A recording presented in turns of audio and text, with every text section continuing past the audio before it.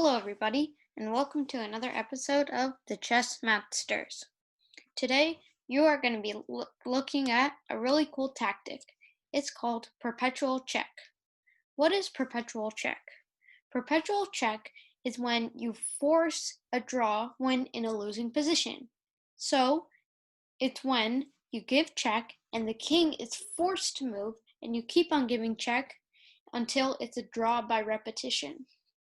The reason that there's a draw by repetition is if you're in the same position 3 times in a row, that means it will be a draw. That's why notation is pretty important, so you can always prove that you give a draw if you're giving perpetual check.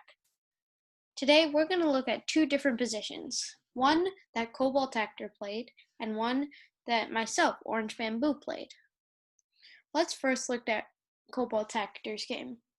CobaltActor was playing Tikhon Chernayev, and if you've never heard of him, he's the number 1 10-year-old in Ukraine, which is pretty cool. He got the chance to play a boy, 10-year-old boy, rated higher than 2000. So, CobaltActor had the chance to actually give perpetual check. So, let's see how the game started.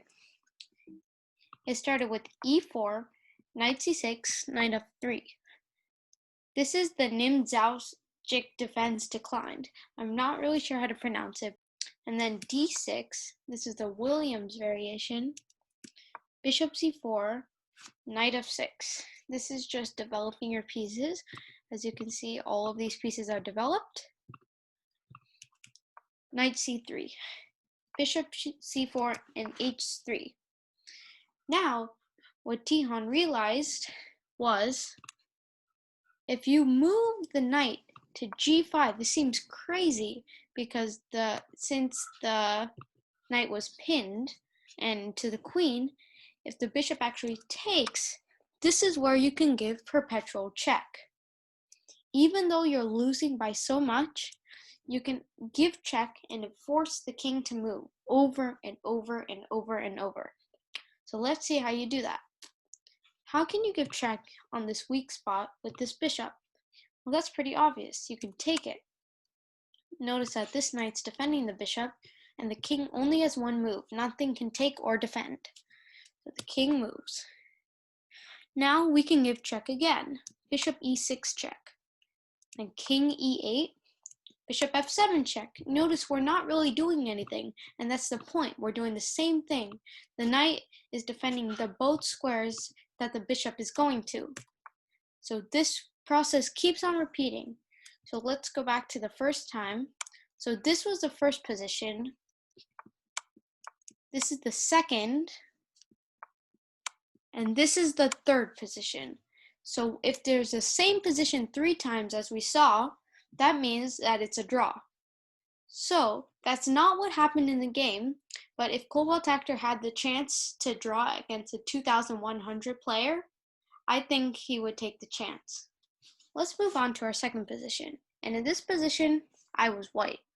So this is what it started out as. e4, e5, knight f3, knight c6, bishop c4, and knight d4.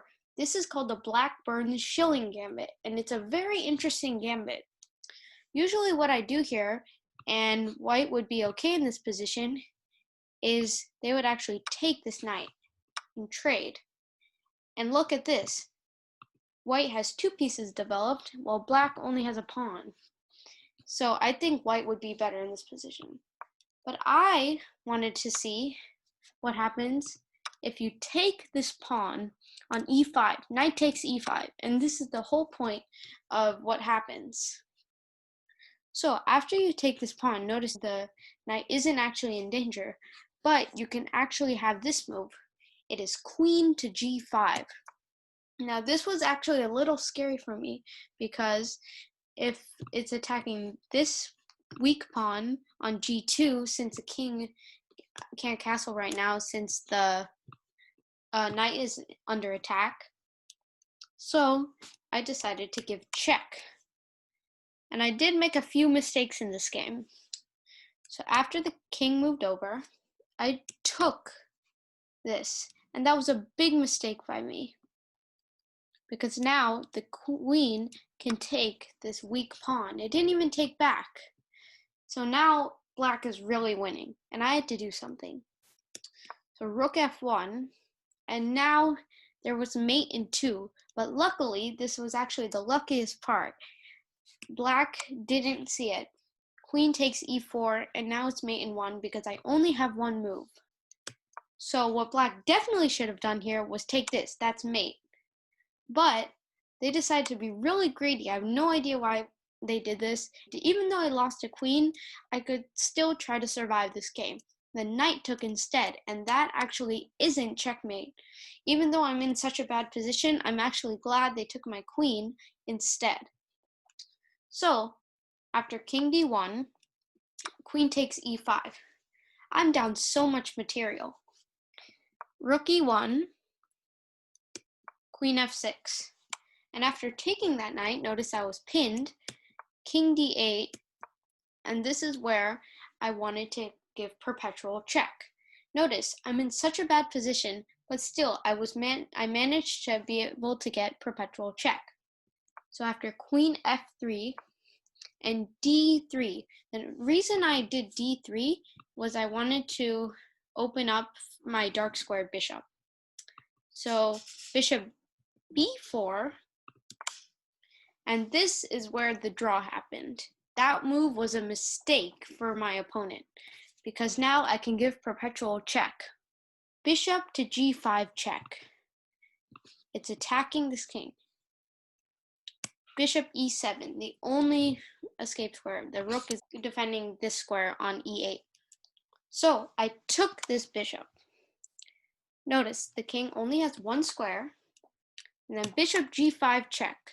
The discover check. The king only has one square, and check again. The king must go back because the bishop is guarding this square, and I just did it again. The same move. The king moves, and this happened over and over until this is the final position, and it is a draw. Notice the opponent's queen was ripping open my center, and I was down so much material, but because of that, I still managed to get a draw, and that is really helpful when in a losing position. So the lesson here is don't resign when you're in bad positions, and if you can find perpetual check, those are very good tactics that can help you win the game. Thanks for watching.